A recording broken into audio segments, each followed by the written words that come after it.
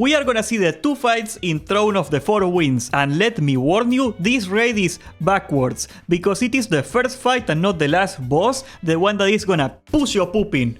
Unless you are into that sort of thing, then maybe we can have a glass of wine and talk it out. The first fight is known as the Conclave of the Wind. It is a council fight, and this is where many pogs come to die. There is 3 bosses here. Anshal, that's the flower dude, Nesir, that's the ice dude, and Rohash, that's the wind dude.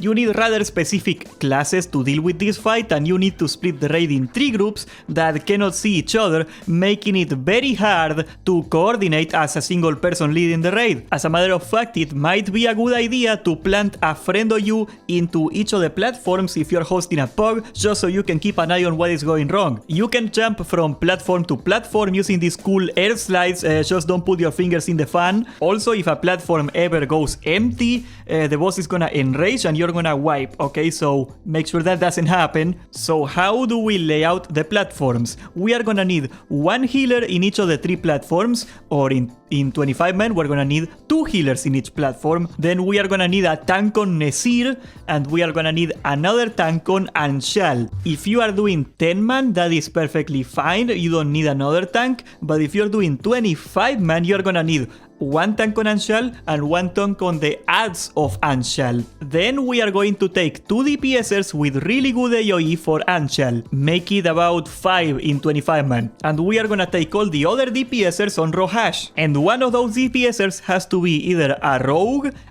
Frost Mage, or perhaps a paladin. You don't need a tank for Rohash, so that's really cool. You have about 80 seconds at the start of the fight to DPS all the bosses down. Let's go over your goals for each of the people in each platform, okay? First of all, in Anshal platform, okay, your number 1 goal is to kill all the ads before the time runs out. If the ads survive, they get healed, and that's very, very bad. 1 tank is gonna pick up the boss, and the other one is gonna pick up the ads, and they are gonna try to kite, because in 25 man they do a lot of damage, and AoE slow is a very advisable move here. Of course, as a DPSer, you DPS the boss, and when the ads spawn, you just AoE everything down as soon as possible. When you sort out the DPSers for each platform, just try to find somebody that's very good at AoE, like for example, an Elemental Shaman. I am absolute garbage at single target, but if you look at the damage, when the ads spawn, I start moving up the charts. Those are the kind of classes that you wanna put in that place. On the Nesir platform, you're gonna have 1 tank and the healers, and your only job is to survive, okay? Just hit the boss and survive. He's gonna throw ice, you gotta dodge the ice, and in heroic he's gonna put ice patches in the ground too, so do not step on that. It is simple, but it is a numbers problem, because over time he's gonna put a debuff on you that does more and more and more damage taken to you. So by the end of the 80 seconds, you're gonna be taking a lot of damage, and you might have to pop a cooldown. Finally, on the Rohash platform, you're gonna have the rogue DPSer, the healers, and a couple DPSers extra that you put in there. He's gonna spin, he's gonna blow really hard, and he's gonna do damage, so do not stand on that. He's also gonna throw tornadoes, do not stand on those. The only real mechanic he got is that he puts a shield on himself, and you gotta kill the shield. You gotta damage him until he breaks the shield as soon as possible, because it does a lot of AoE damage. That's the one. The rogue is gonna come into play later, but yeah, a rogue would be ideal here because the burst damage is very good for that shield. Also, if the healers can afford it, it is a good idea to have the healers also help DPS down the shield a little bit. Now you know, if you're in your platform, what you gotta do during that time, okay? What happens after the first 80 seconds, and you gotta do the jumps, okay? When the bosses hit 90 energy, that is after 80 seconds, you see the energy bar on their unit frame, they are gonna close down the ramps. That's how we wiped one time. I thought it was 100, no, it is 90 energy. So you gotta do your jump right before the ramps close, and that's really, really dumb. Let's go over the swaps very quick. First of all, the guy that is tanking the ads on Anshal, he's gonna swap the tank to the tank that is tanking Nesir, and they are gonna stay that way. That's the swap. The healers are also gonna swap, so all the healers on Nesir are gonna swap spots with all the healers on Anshal, and that's gonna stay that way. This Anshal to Nesir swap is gonna stay this way until the next 80-second rotation match later, so get used to it. Of course, after the next rotation happens, they are gonna do the opposite. What we're trying to do here is to fall off the stacks of Nesir extra damage on the tank that is tanking him, so that's why you do the swap.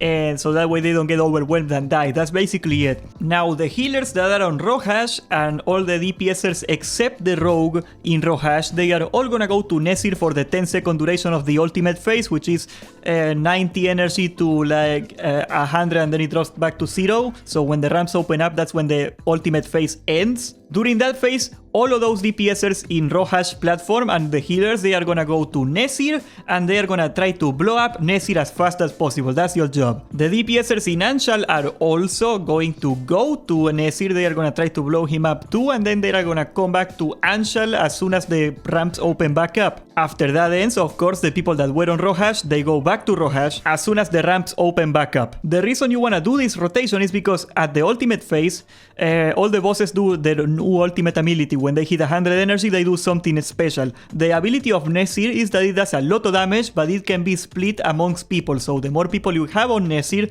the less damage it does. Also, he will take extra damage during this, so it's the perfect opportunity to put all the DPSer you can on Nesir to blow him up. Meanwhile, the ultimates for the other bosses, first of all, Anshal, he's gonna heal himself and he's gonna heal all the ads like I explained, so nothing you can do there, just tank him and wait. That's why it is so important to kill the ads before this happens. And Rohash on the other side, this one is actually the one that can wipe the raid. You gotta be careful on it.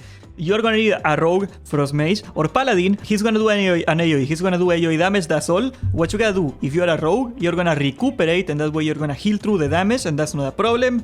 If you are a paladin, you can bubble. If you are a mage, you can ice block. And that way you can have one person in the platform, so he doesn't enrage, of course, but at the same time, they are not gonna need a healer to survive this fight. So yeah, that's the most efficient way to do it. I just feel that the rogue is the most perfect one because frost mages do terrible damage, retribution paladins are good, but they are not as bursty as a rogue to burn out the shield very fast. And I think recuperate is just more reliable, you know, you just spam it and you go. After this ultimate phase, their boss's energy gradually runs down to 0. When it runs down to 0, the ramps are gonna open up again. Everybody has to go to the spots like I explained, you know, after the end of the phase. The DPSers on Rohash go back to Rohash, the DPSers on Anshal go back to Anshal, the tank swap between Nesir and Anshal stays, and you go back to DPS in Rohash and Anshal. Now here's the tricky part of this fight. All the bosses need to die within 60 seconds of each other, okay? So they gotta die at the same time or they heal up and you die. That's why it is a good idea to only pop Bloodlust after the first boss dies, because that's the only real DPS check in here.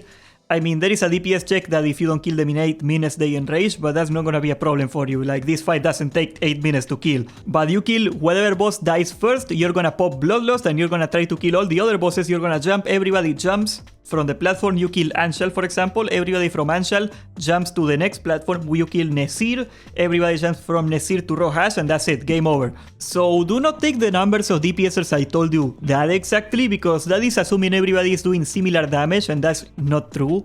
So it could be, for example, that you do an attempt and Rohash dies really soon, and you're like, yeah, this has too much damage on Rohash, we're gonna move one guy from Rohash to Anshal, and that's gonna even it out. You are gonna try to even it out. As a matter of fact, be ready to get a volunteer to be able to call out, like, in the middle of the fight, I need one guy from Rohash to come to Anshal really quick. As a raid leader, you're gonna have to make sure that you're doing damage evenly. There is not a single way to approach this fight. You can have a different order, you can have different swaps, but by far I think this is the simplest and the most reliable way to do it. Honestly, this fight is probably one of the stupidest in the expansion. Like, the design of it is not very good. It punishes organization.